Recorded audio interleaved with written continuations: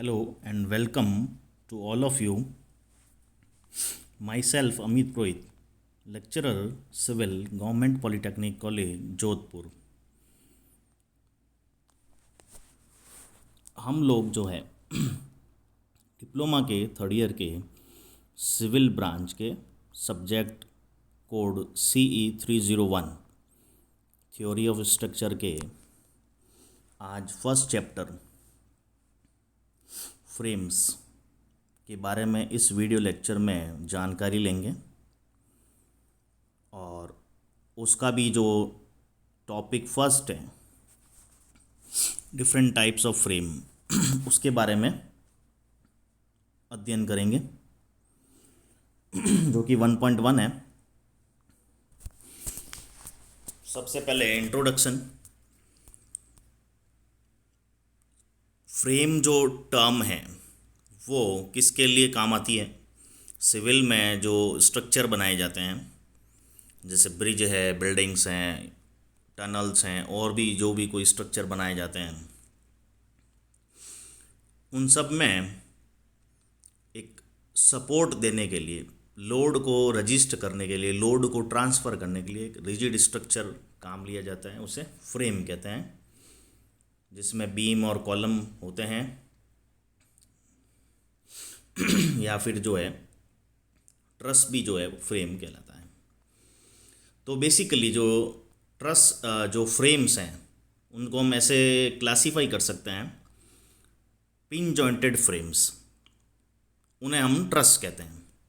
ऐसे फ्रेम जिनके जॉइंट्स जो हैं वो पिन या हिंज से बने हुए हैं, फ्रिक्शन लेस स्मूथ पिन या हिंज से बने हुए हैं या वैसा एक्ट करते हुए मान सकें, उन्हें पिन जॉइंटेड फ्रेम कहते हैं या ट्रस कहते हैं. Trusses are designed to carry the loads and consist of straight members attached to each other only at their ends. The point of connection being known as joint. तो truss को कैसे define किया है. Truss जो है वो design किए जाते हैं लोड को रजिस्ट करने के लिए. ट्रस के जो मेंबर्स हैं वो स्ट्रेट मेंबर्स होते हैं, उनसे मिलके उन्हें जॉइन करके बनाया जाता है. स्ट्रेट मेंबर्स लेके उनके एंड्स पर दो मेंबर को जॉइन किया जाता है, दो या दो से अधिक मेंबर को जॉइन किया जाता है. उस कनेक्शन को जॉइंट कहते हैं. उस पॉइंट को जहाँ पर कनेक्शन बना है उसे जॉइंट कहते हैं. और ट्रस के मेंबर में दो तरह के फोर्स आते हैं. 2D ट्रस अगर है तो उसमें दो तरह के फोर्स ही आते हैं. एक्सियल फोर्स में केवल या तो कंप्रेशन आता है या टेंशन आती है, इसलिए उन्हें जो है टू फोर्स मेंबर भी कहते हैं.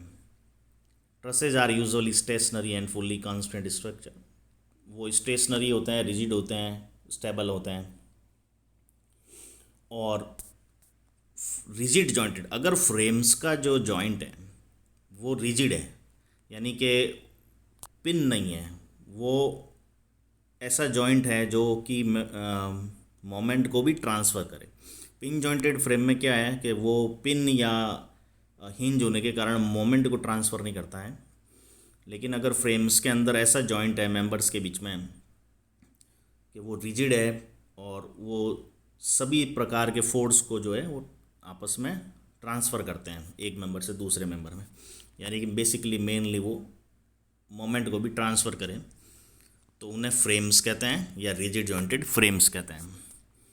The frames are design to carry load and consist of at least one multi force member, that is a member acted upon by 3 or more forces which are usually not acting along the centre line of the member. ये भी load को resist करने के लिए, load को carry करने के लिए डिज़ाइन किए जाते हैं, परंतु इसमें ये टू फोर्स मेंबर नहीं है, ये 3 या उससे ज़्यादा फोर्स वाले मेंबर हैं. और इनमें सेंटर लाइन के ज़रूरी नहीं है कि सेंटर लाइन के अलोंग ही फोर्स एक्ट करे, यानी कि इसके अंदर शियर फोर्स और बेंडिंग मोमेंट भी होगा जो कि उसके प्लेन के टेंजेंशियल या उस पर मोमेंट भी लगता है. द फ्रेम मेंबर्स में continue on through a joint. Pin jointed frame में क्या है कि जब जॉइंट आएगा मेंबर वहाँ पे ख़त्म हो जाएगा, रुक जाएगा, और जॉइंट के बाद में दूसरा मेंबर आएगा। जबकि फ्रेम्स के अंदर जो एक ही मेंबर जो है वो जॉइंट के आगे भी वही मेंबर थ्रू कैरी हो सकता है, जा सकता है, कंटिन्यू हो सकता है। Frames are usually stationary and fully constant. उसी तरह ये भी रिजिड है, ये भी स्टेबल है, लोड को रजिस्ट करते हैं।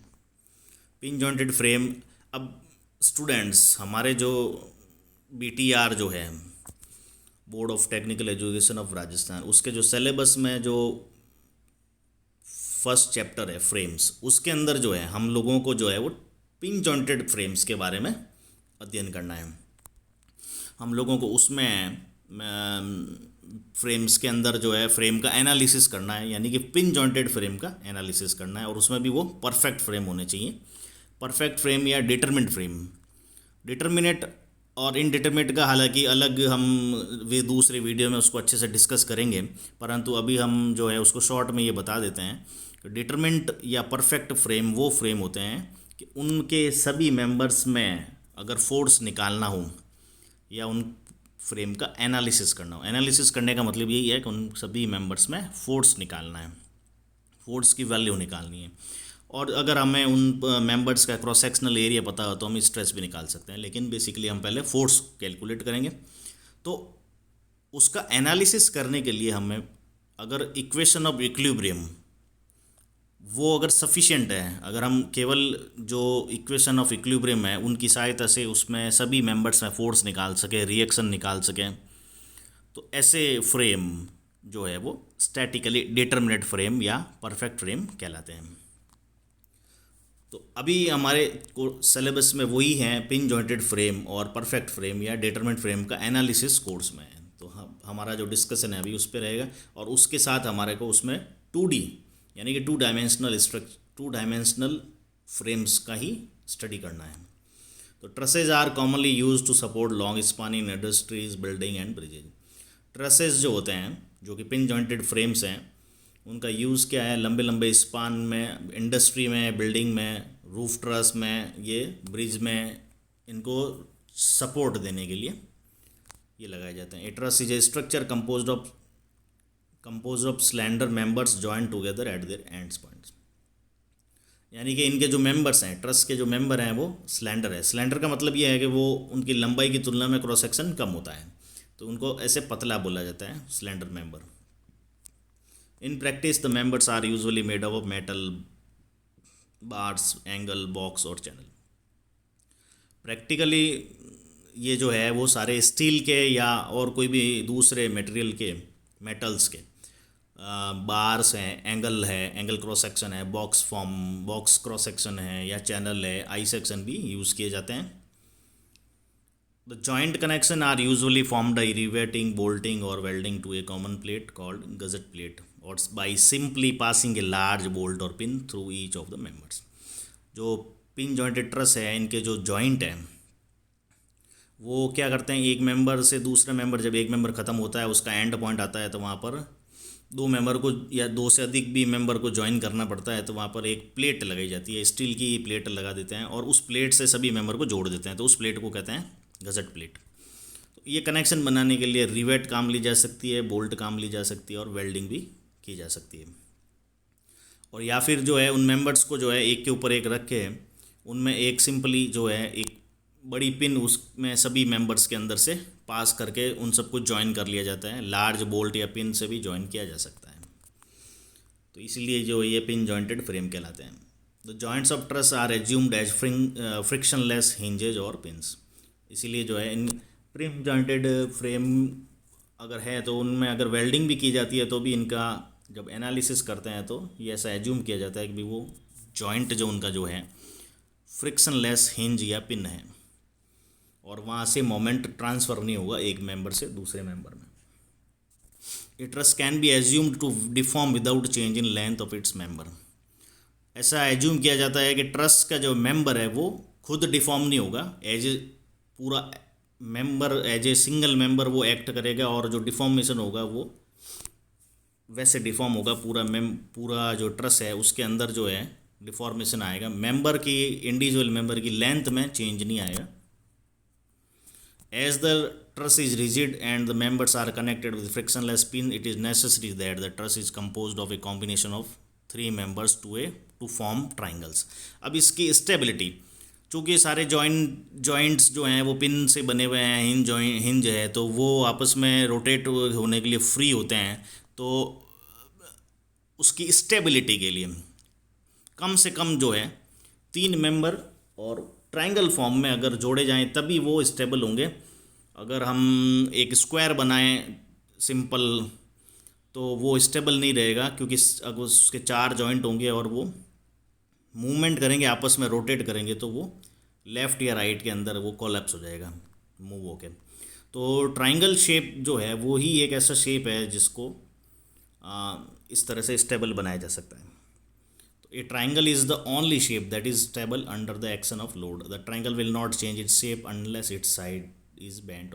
अगर ट्रायंगल का जो मेंबर है वो खुद ही बैंड हो जाए या ब्रोकन हो जाए, तब तक तो वो, अगर नहीं हो जाए जब तक वो स्टेबल रहेगा। Truss can be classified as simple truss, compound truss, कम और कॉम्प्लेक्स ट्रस। सिंपल ट्रस क्या है? The simplest form of a truss is one single triangle. जैसे कि हमने अभी डिस्कस किया कि भी मिनिमम जो शेप रिक्वायर्ड है वो, या मिनिमम जो मेंबर है, 3 मेंबर और 3 जॉइंट को मिलाकर एक सिंपल ट्रस मिनिमम जो है वो ट्रस बन सकता है, और वही जो है वो सिंपल ट्रस कहलाता है, बेसिक ट्रस। इसीलिए इनको ट्रायंगुलेटेड स्ट्रक्चर भी कहते हैं, क्योंकि ये ट्रायंगल फॉर्म में होते हैं। ये truss composed entirely of triangles is known as simple truss. सारे ऐसे ट्रायंगल जोड़ते जाएं तो ऐसे ट्रस जो है वो सिंपल ट्रस कहलाते हैं। बेसिक हमने स्टार्ट करेंगे 3 मेंबर और 3 जॉइंट, उसके बाद में 2 मेंबर जोड़ेंगे और एक नया जॉइंट बनेगा। 2 मेंबर को कैसे जोड़ेंगे? एक किनारे, एक जॉइंट पे एक मेंबर, दूसरे जॉइंट पे दूसरा मेंबर, और उन दोनों को आपस में जोड़ते हुए एक नया जॉइंट बनाएंगे। तो इस तरह के जो है वो ट्रायंगल, बेसिक ट्रायंगल से स्टार्ट करेंगे और आगे ट्रायंगल जोड़ते जाएं, 2 मेंबर और एक जॉइंट। तो इस तरह से जो बनेगा ट्रस वो स्टेबल भी होगा और वो परफेक्ट फ्रेम भी होगा, और ऐसे को सिंपल ट्रस कहते हैं। However, a simple truss is often defined more restrictly by demanding that it can be constructed through successive addition of pairs of member, each connected to two existing joints and to each other to form a। जैसे मैं अभी बताया था, यही चीज़ बताई थी मैंने कि भाई बेसिक एक ट्रायंगल बना लेंगे, उसके बाद में अगर उसको एक्सटेंड करना है तो 2 मेंबर ज्वाइन करेंगे और एक नया जॉइंट बनेगा। उस तरह से आगे बढ़ते जाएंगे तो ट्रस की जो है वो लंबाई या जो है स्पान बढ़ाया जा सकता है, और उसे सिंपल ट्रस भी उस कहेंगे।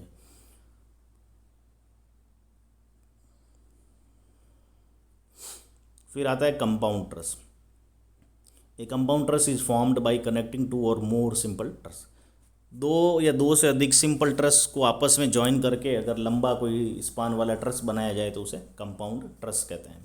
ऐसा तो एक्चुअली ऐसा होता है कि अगर सिंपल ट्रस का ही कंस्ट्रक्शन किया जाए, उसी तरह का डिज़ाइन अगर बनाया जाए तो बड़े स्पान के लिए वो अनइकोनॉमिकल होता है, भारी होता है, तो इसलिए जो है कंपाउंड ट्रस बनाए जाते हैं। दिस टाइप ऑफ ट्रस यानी compound truss is used to support load acting over a larger span, since it is cheaper to construct a somewhat lighter compound truss than to use a heavier single simple truss.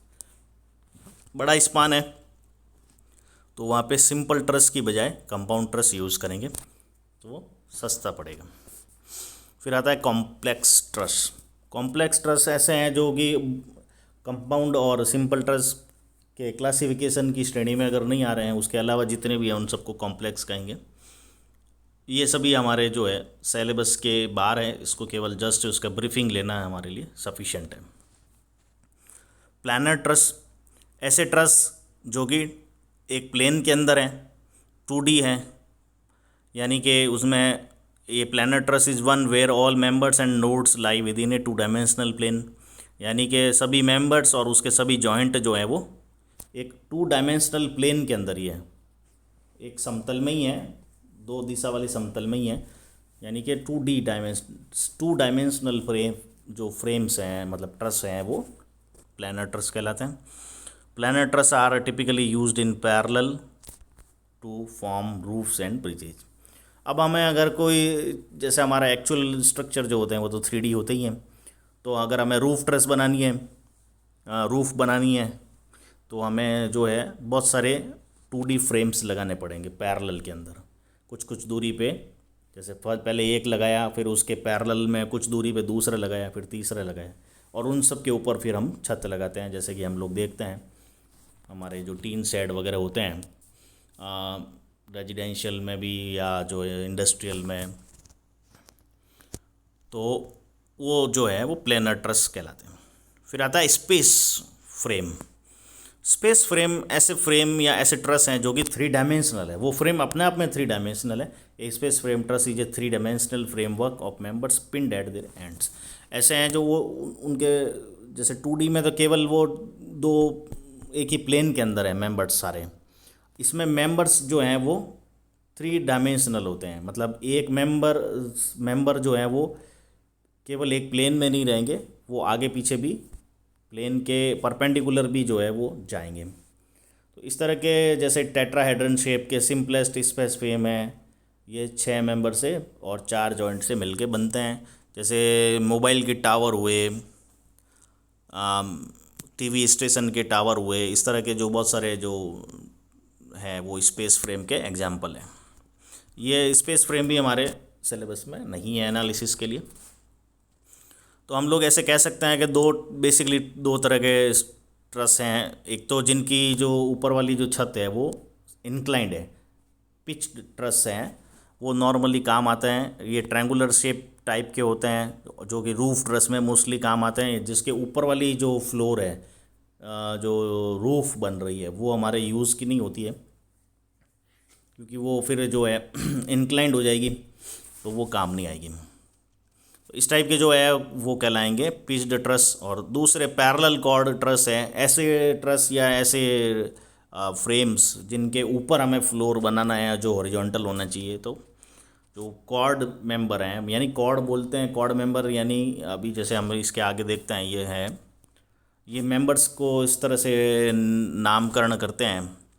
2 support हो गया, left में इन support है, right में roller support है। तो ये simply supported frame है, और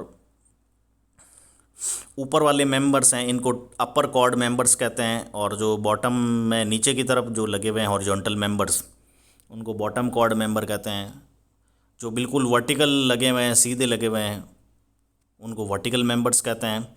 और जो तिरछे लगे हुए हैं, डायगोनल शेप में लगे हुए हैं, उन्हें डायगोनल मेंबर्स कहते हैं। सेंटर ऑफ सपोर्ट से लेके सेंटर ऑफ सपोर्ट तक ये जो है ट्रस का स्पान कहलाता है। और horizontal distance between 2 joint, consecutive joint जो है वो पैनल लेंथ कहलाती है, वो एक पैनल कहलाता है। और इस तरह से जो इनका, तो ये कॉर्ड अपर कॉर्ड यानी ऊपर वाले हॉरिजॉन्टल हैं इसमें, जैसे ये पैरेलल कॉर्ड वाला एग्जाम्पल है। तो इस तरह के जो पैरेलल कॉर्ड ट्रस हैं या फ्लैट ट्रस हैं वो अपने उसमें फ्लोर कंस्ट्रक्शन में या ब्रिजेज में जहाँ पे ऊपर फ्लोर बनना है वहाँ पे काम आते हैं।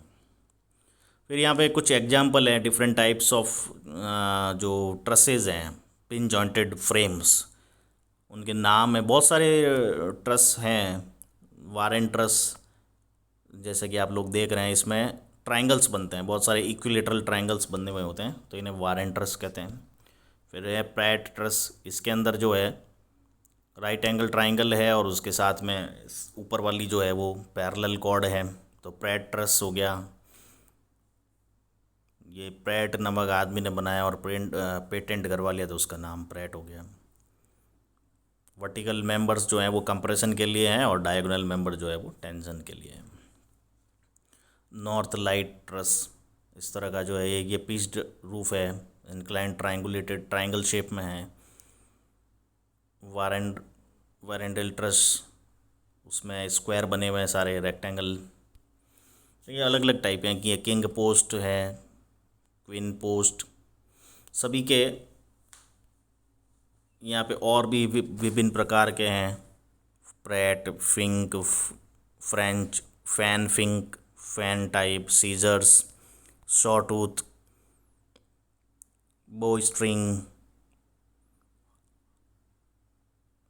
Inclined Pratt, Warren truss, camel back Pratt, modified knee brace वगैरह, ये सारे जो है डिफरेंट टाइप्स, इनके बहुत सारे जैसे जैसे इनके फिगर कॉन्फ़िगरेशन दे रखे हैं मेंबर्स के और उनके नाम डिसाइड किए हुए हैं। तो इतना ठीक है, हमें इन सभी के बस नाम वगैरह पता होना चाहिए। इनमें अलग अलग ट्रस्ट के लिए कितना स्पान के लिए ये डिज़ाइन किया जाता है, ये भी पढ़ने एक चीज़ याद रख सकते हैं, इसका ध्यान रख सकते हैं। डिफरेंट टाइप्स ऑफ जो फ्रेम, ये रूफ ट्रस या जो भी ये ब्रिज ट्रस है, ये सब हमें बिल्डिंग कंस्ट्रक्शन में भी आप लोगों ने सेकेंड ईयर में पढ़ा होगा। ये और एग्जांपल है यहाँ पर, king post, double Fink, inverted queen post, Fink, Howe, fan, modified queen post, scissors, hip, gambrel. तो ये विभिन्न प्रकार के ट्रस हैं। तो बच्चों, आज हम लोगों ने डिफरेंट टाइप्स ऑफ फ्रेम का इंट्रोडक्शन किया है। नेक्स्ट जो टॉपिक में हम लोग जो है फ्रेम्स का एनालिसिस कर रहे हैं। हमारे सिलेबस में क्या है, पिन जॉइंटेड फ्रेम्स जो हैं, ट्रसेज का जो है डिटर्मिनेट फ्रेम्स, परफेक्ट फ्रेम्स का एनालिसिस सिलेबस में है। तो उसके बारे में हम नेक्स्ट अध्ययन करेंगे।